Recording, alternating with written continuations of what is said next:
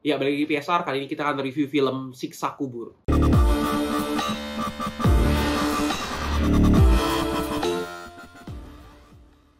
Pertama-tama dibanding judul ini dibilang film Siksa Kubur, lebih cocok ke siksa dunia ya, atau siksa untuk orang-orang mencari siksa kubur ya. Jadi lebih berasa siksaan-siksaan atau penderitaan-penderitaan orang-orang yang mencari siksa kubur, membuktikan siksa kubur itu ada atau enggak, lebih ke situ dibanding siksa kubur itu sendiri gitu. Ini film Joko Anwar yang 10, kita udah tahu lah ya portfolionya beliau. Overall dari sisi teknis, sinematografi, sound design yang perlu kita highlight, scoringnya top notch banget, improvement banget.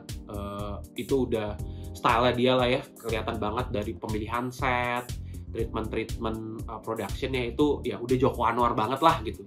Kita udah nggak bisa komentar lah, udah di situ udah bagus gitu, udah apalagi mau diimprove, emang udah bagus banget. Cuman memang kelemahan Joko Anwar di film Siksa Kubur ini adalah storytelling kali ya. Ini gue tuh ngerasa Joko Anwar tuh mirip banget kayak Zack Snyder gitu, jago banget sinematografi, teknis, production value, cuma lemah banget dalam di storytelling gitu. Storytellingnya tuh sangat amat lemah, jadi ketika masuk ke third act kayak udah bertele-tele mau kemana nih endingnya, mau dibawa kemana closure gitu. Cerita premisnya tuh menarik sebenarnya. Ada seorang kakak adik mengalami musibah, orang tuanya dibunuh diri karena si pelakunya itu mengklaim bahwa dia mendengar siksa kubur, jadi dia mau melakukan hal yang benar, kemudian dia mau buktiin ke orang-orang kalau siksa kubur itu nggak ada gitu. Sebenarnya premisnya menarik gitu. Terus di tengah-tengah ada planting kalau waktu masa remajanya ya, waktu di pesantren itu dia ngalamin sesuatu yang ngebuat karakternya tuh jadi lebih bold, lebih determined gitu. Semua jajaran cast-nya top notch banget, bahkan sampai minor-minor karakter, subplot-subplotnya pun punya cast yang oke. Cuman ya itu, dari begitu masuk ke dua akhir ke third act, itu gue udah mulai ngerasa kayak ini film kok jadi nggak fokus, subplotnya jadi bertele-tele gitu. Gue kan fokusnya pengen tahu nih si karakter utamanya ini nih abis mau buktiin ke media, mau buktiin mau prove it wrong, terus ya udah gitu, maksudnya gimana nih lanjutannya kayak gimana gitu, pengen tahu closure ya gitu. Tapi kemudian dibawa ke subplot yang gue ngerasa kayaknya nggak ada pun juga nggak apa-apa deh gitu. Kayak cuma mau subplot ini kayak cuma berfungsi untuk ngebuat karakter utamanya tuh jadi lebih tergoyang-goyang kali emosinya, jadi kayak tergoncang kali keimanan dia. Kan intinya kan film ini tentang kayak kalau lu mau percaya ya itu akan kejadian, kalau lu nggak mau percaya ya nggak akan kejadian gitu. Jadi mungkin dibikin tergoncang kali. Awalnya gue nggak percaya, kok lama-lama banyak kejadian yang bikin gue percaya. Akhirnya dia kesel, ya udah gue buktiin lah, balik lagi ke siksa kubur gitu. Cuma memang ada yang bilang kalau sebenarnya teorinya adalah jadi dari tengah ke belakang itu tuh cuma hayalan atau halusinasinya aja gitu, cuma ilusi doang gitu, bukan kejadian asli. Makanya ada yang bilang bahwa itu siksa kuburnya itu adalah siksa kuburnya si karakter utama ini dari tengah ke belakang itu gitu. Ada teori itu. Tapi kalau memang itu teori yang benar, maka sebenarnya ya film Siksa Kubur ini pantas dikasih judul Siksa Kubur gitu. Cuman ya again missing the clue gitu. Clue yang dilempar-lemparin itu kayak missing aja, kayak missing the point, kayak all over the place, kayak ini bener gak ya. Jadi kesannya mau bikin film yang sok pintar gitu, kayak mau bikin film yang keren, mau bikin film yang lu harus nyari untuk bisa ketahuan film ini keren gitu. Tapi faktanya malah kelihatan sok pinter karena mau sok gaya-gayaan, mau bikin kayak mikir tapi sebenarnya enggak gitu. Kayak bingung aja gitu, kayak itu tentang apa sih, kayak gagal gitu loh.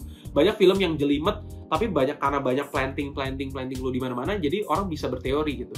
Cuma again film ini jadi kelihatan ya mau sok keren aja, mau sok gaya-gayaan, mau bikin kayak jadi bingung nih gitu. Tapi overall mematik diskusi sih di online ya, di Twitter, di Instagram, di mana-mana gitu, mematik diskusi sih. Jadi which is film ini berhasil. Again, endingnya dibikin open ending. Terserah interpretasi teman-teman mau ngomong apa, mau apakah ini sebenarnya sisa kubur halusinasinya atau memang ternyata ini apalah gitu. Sebenarnya kalau lu mau percaya ya percaya ini terjadi, kalau nggak mau percaya sebenarnya ini nggak terjadi gitu. Jadi it's up to you, it's up to penonton.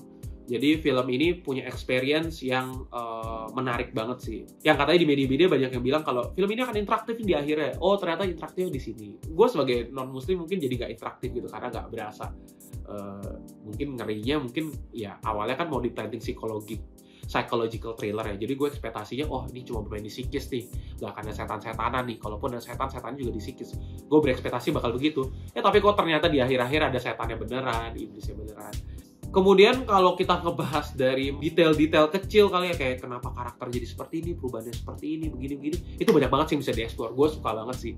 Kayak contoh, karakter si Muzaki sama Reza Rahadian waktu kecil gesture-gesture seperti apa, begitu jadi Reza Rahadian itu gesturnya masih sama, itu keren banget.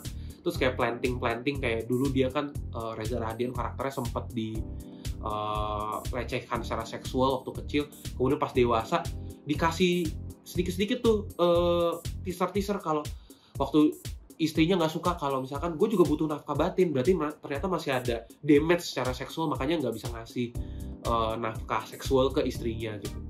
Atau pas lagi ngeliat mayat juga dikasih sedikit gambaran kalau dia ngeliat mayat tuh ngeliatnya spesifik ke bagian organ intimnya, itu juga ya nunjukin apakah dia jadi orientasinya berubah jadi suka ke mayat atau gimana, I don't know gitu.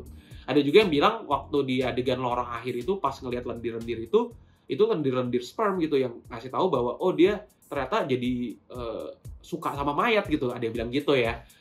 Tapi nggak tahu nih, itu kan cuma kayak planting lempar aja tanpa closure. Jadi kesimpulannya ya up to audience gitu. Yang begitu-begitu tuh banyak banget, tau nggak? Banyak banget. Jadi gue suka banget sih di bagian situ. Terus juga minim jump scare, ada, cuma minim banget.